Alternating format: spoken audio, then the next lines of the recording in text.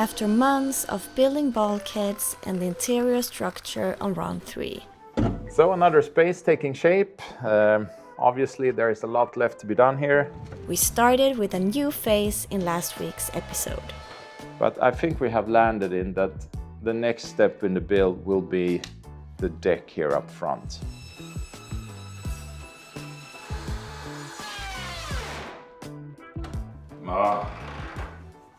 I just messed up with the router. The best season is here, when nature turns chlorophyll green.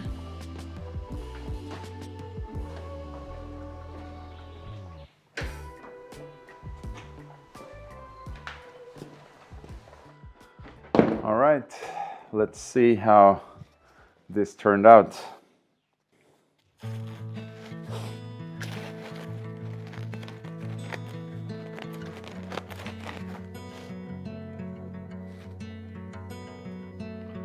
Yeah, this is probably going to take a while to get this plastic off.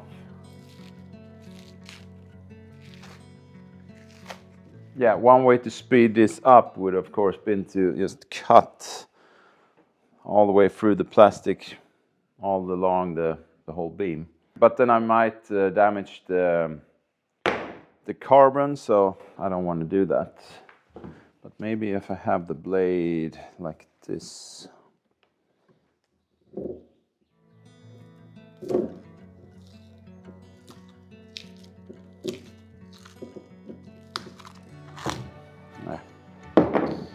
I'll need to get a new blade.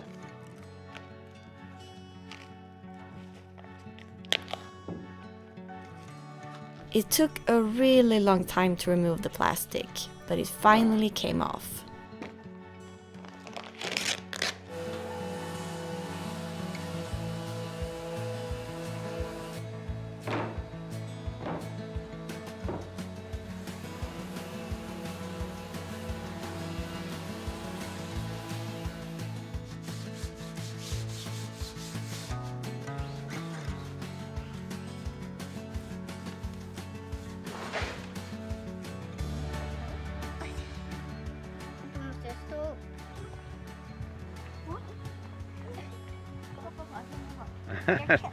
Den är lite låg, va? Ja, men innan låg jag med huvudet dit, det var bättre.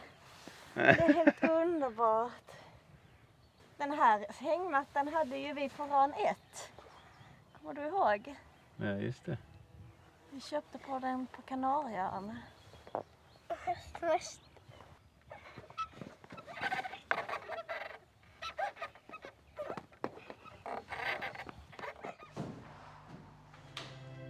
Now that the beams were sanded, they can be test fitted in place.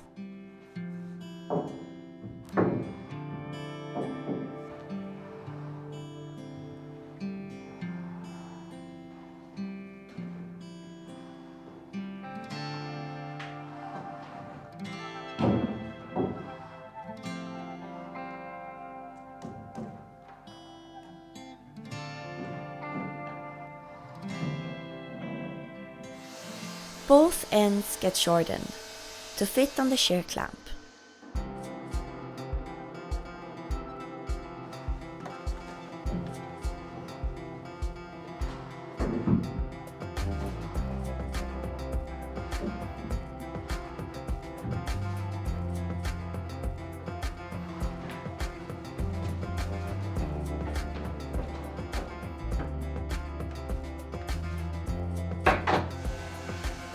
The beams are going to be installed from underneath the shear clamp.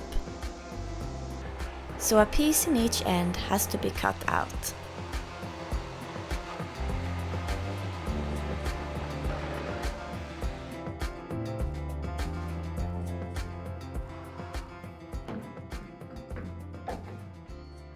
I think I have them in the correct position now. And I have to say that I'm really pleased with how they turned out. I mean, maybe not the looks of them. It's not the carbon fiber you would see in a high-end sports car, maybe. But yeah, they became really stiff.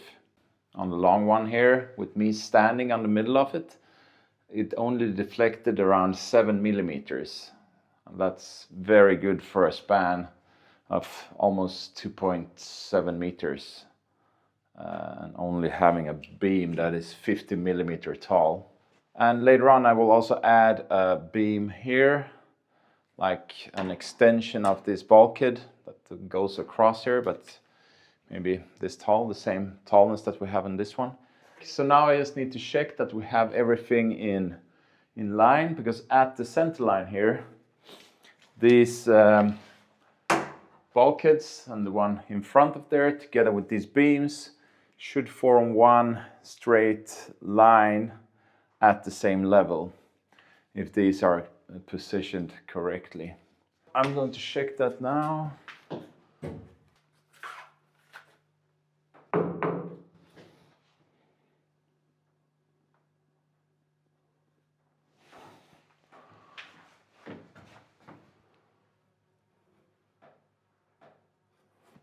How does that look? Looks quite okay from where I stand, but maybe I should have a look on the outside as well. Yeah, I think it looks really good. There's a slight gap at this beam. That's 1.5, maybe 2 millimeters, the gap here. As you can see, it's touching the bulkhead up front, this one and this one. So it's only this beam that needs to come up just a tiny, tiny bit. Maybe I will leave it as it is, because once it's time to glue in that sandwich panel that will go on top of this, the deck, we will glue that in with thickened epoxy, and a gap of 1.5 millimeters will be easily taken up by that thickened epoxy. So yeah, some of you might wonder why this gap between the bulkhead and the first beam here is a bit wider than the gaps here.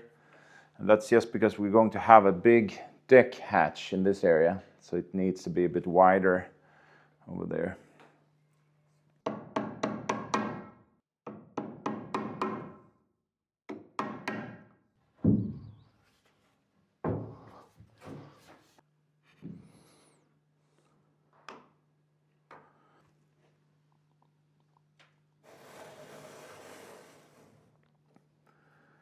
Okay, so now we have it in the correct position.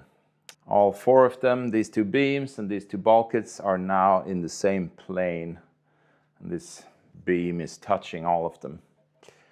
Maybe it wasn't necessary, but it's just one of those things. It only takes a few extra minutes to get it perfect, and at least you won't regret anything afterwards. Yeah. Time for some thickened epoxy now. And of course, these beams will be tabbed into the hull the same way as we have done with all the bulkheads. So that's something that we'll do later on, before it's time for the deck.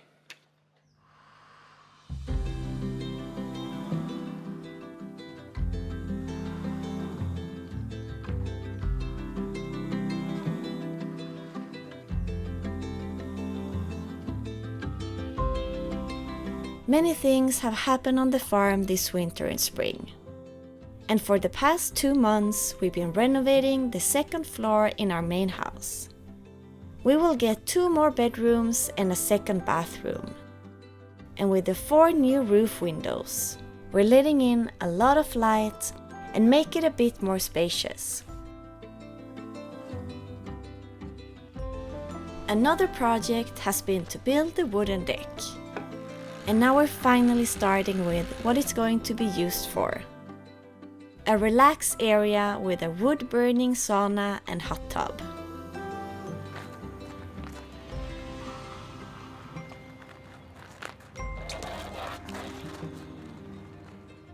We start with the sauna that we will assemble on our own.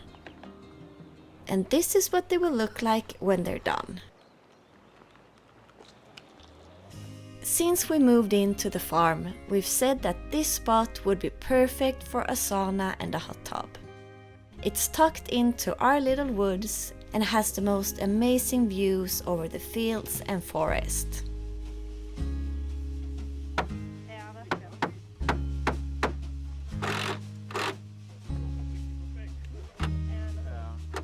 All the parts comes in the package, and then it's like assembling a giant IKEA furniture.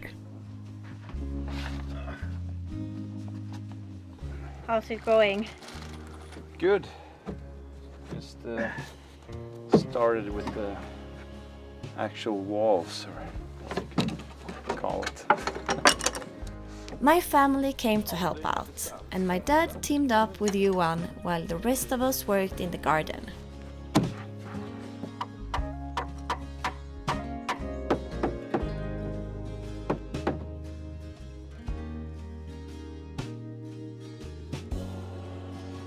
They managed to close the barrel, and then we had pizza on the deck.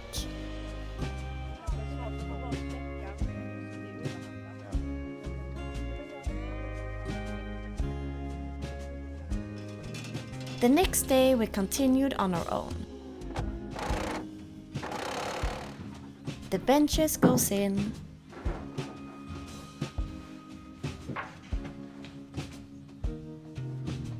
and then we laid the roof shingles.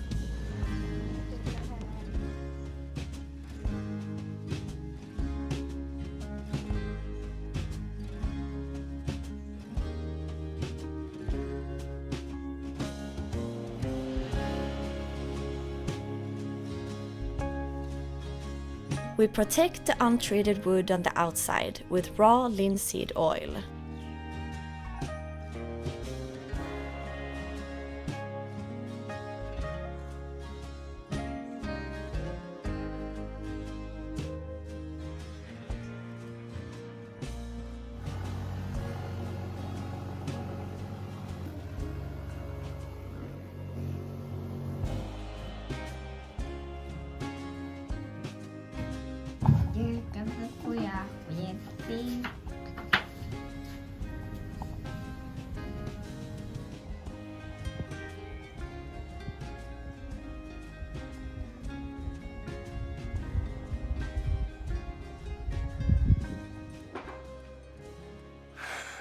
It's cold today.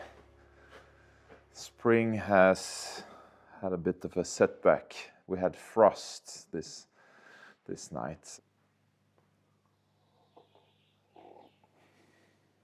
So the third deck beam is going to be a lot shorter than the two other ones, and because of that, I don't have to make it from oak. It will be plenty strong to just use PT foam and then wrap that in carbon fiber. And a potential problem with using just PT foam and then wrap that in carbon is that it's quite easy to alter the shape of the cutting file of the PT foam after you have made the cut. Since all of the strength and stiffness comes really from the carbon fiber. So because of that, I've decided to use this leftover panel, sandwich panel with carbon on both sides. And I will make 2 cuts in this, 2 profiles of the beam, and then glue those together and then wrap the whole thing in carbon fiber.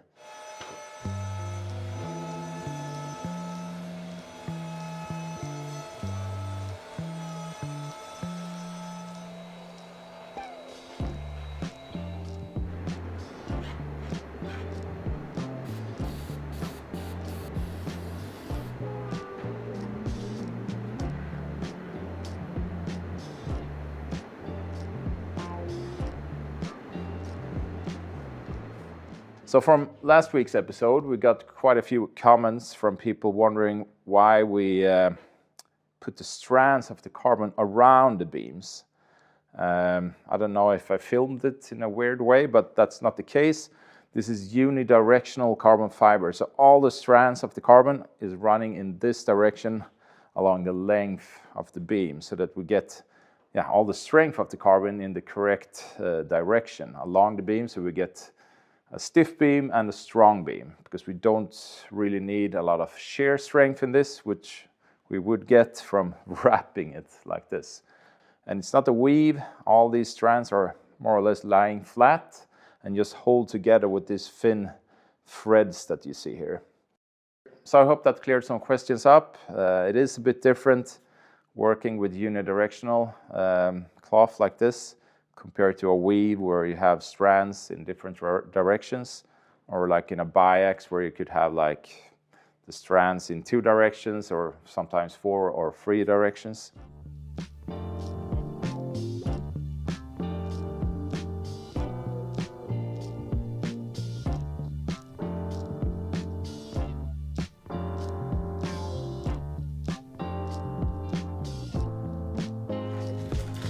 The next morning, the beam had cured.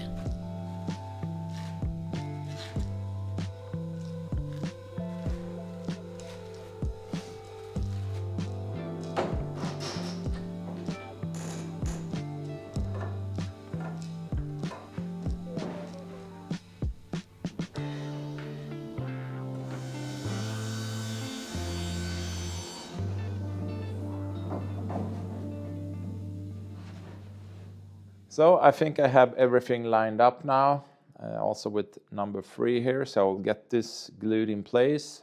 And then it's time to turn the attention to the actual deck. I have started to prepare the cutting file for the deck. And there's quite many decisions that we need to make now. Also on the cutting file, how we're going to divide the deck. Because obviously it's bigger than the sheets that we have of PET foam. So we need to divide it in some way. And then we also have to make some decision on how we're going to laminate this. My thinking now is that we're going to laminate the underside first and leave the top bare, and then get it in place, get it to conform to the shape, the curve of the beams and the deck shape, glue that in place, and then laminate the top afterwards. But seeing this now, there's actually not a lot of curve to the deck.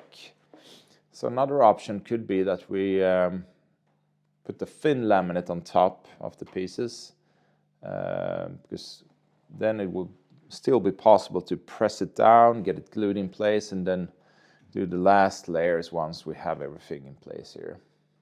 Yeah, we also have to decide where we're going to have the cleats and the windlass, so we can remove the core in those areas for the bolts, or at least it will make it a lot easier if we decide that now and put that in the cutting files.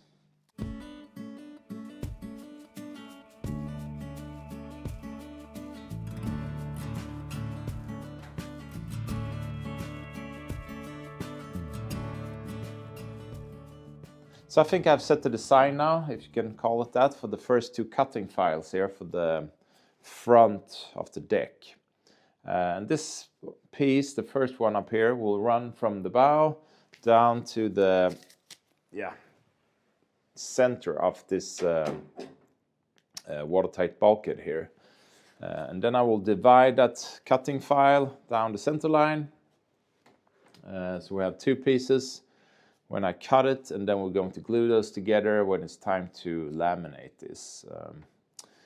So it was possible to extract this directly from the 3D drawings, but I had to make some smaller alterations up here in the bow, because this bow cone, massive bow cone, is not doesn't look like this in the drawing, so I had to make some changes up here.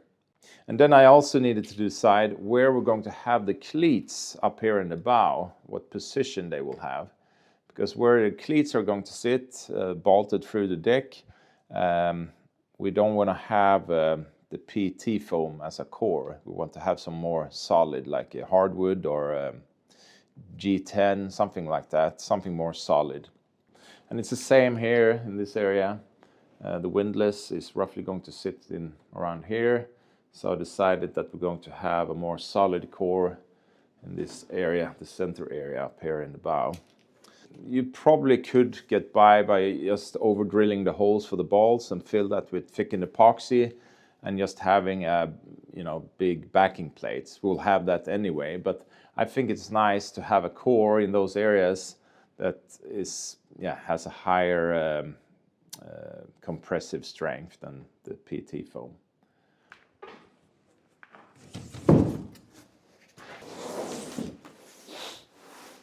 So the other day we got 20 more of these sheets delivered, and that means that we have gotten 60 sheets now. And out of the 40 that we got before, we still have a few left of those. But once the boat is finished, we will have used close to 60 of these 3 square meter sheets. That's a total of 180 square meters. Of course, we haven't used all of that because there's a lot of cut-off pieces that we can't use, but it's quite a staggering amount, if you ask me. And I guess that's the reason why we save so much on the weight, because imagine if we would have used plywood instead of this. The weight difference is really big. And we're using this for the deck, and we still have some bulkheads between the rudder room and the engine compartment, and also the transom and the cockpit, and of course the whole deck house and combing and everything. So quite a lot left that we're going to use this on. So hopefully it will be enough with these 60 sheets, but it's really hard to tell. Yeah, some of the things during this boat build has really surprised me on how much material you need, like the epoxy, but also now with the PT foam, the amount of glass that we have used. You kind of starting to understand why boats are so expensive when you buy them from a factory. There's a lot of material that goes into them, but of course also the hours.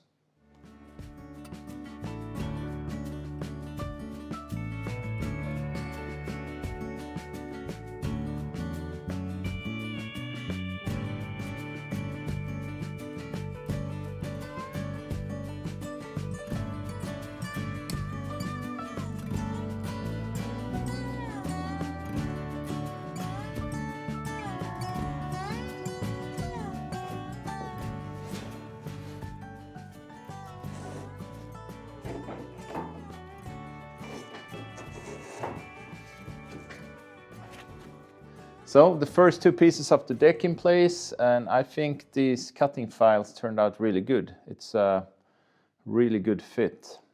And I also think that these cutouts for where we're going to have the more solid core turned out really good as well. The cleats here the bolts will go down through the deck on either side of this bulkhead. So when the line is pulling in this direction, we get some help from this bulkhead as well. So next step now will be to figure out what type of core material that we're going to use in these areas for the cutouts. Right now I'm thinking that we're going to use sapele, the same type of wood that we used for the floors. But yeah, maybe we'll use something else. I have to think about that. And once we have that prepared, we're going to glue those pieces in and start laminating this whole piece. Look at our little barrel sauna. It's now ready to use. It's time to inaugurate the sauna. So I'm gonna start a fire now.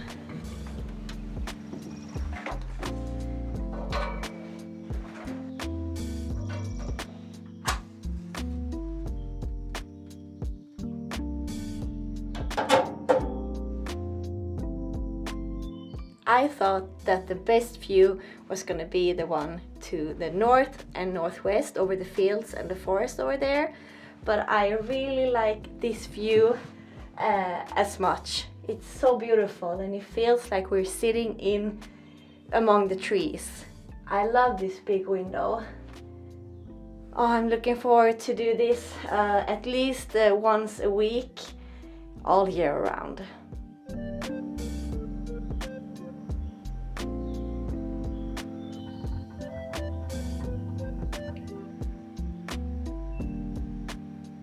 Okay, so I started a fire 15 minutes ago, 4:30. So I'm gonna see how long it takes. It should take around an hour and a half, and then we'll come down here and sit in here and just enjoy finally this dream that we've had to have this deck in our little wood and sit in the sauna. And now when the sauna is ready, we're going to start the other project that we have, the hot tub, which also has a wood stove. So it's just standing up there, and we think we need some help to bring it out on the deck because it weighs 270 kilos as it is now. But then we have a sauna and a hot tub, and this is going to be the best relaxed corner on Sunhill Farm. After dinner, the sauna had the perfect temperature.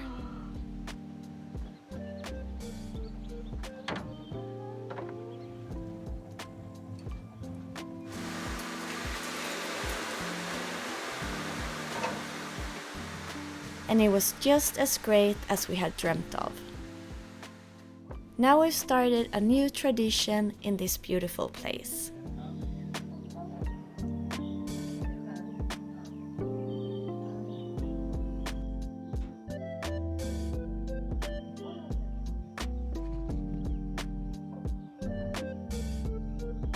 Thanks for watching the episode, and we hope to see you again next week. Bye bye!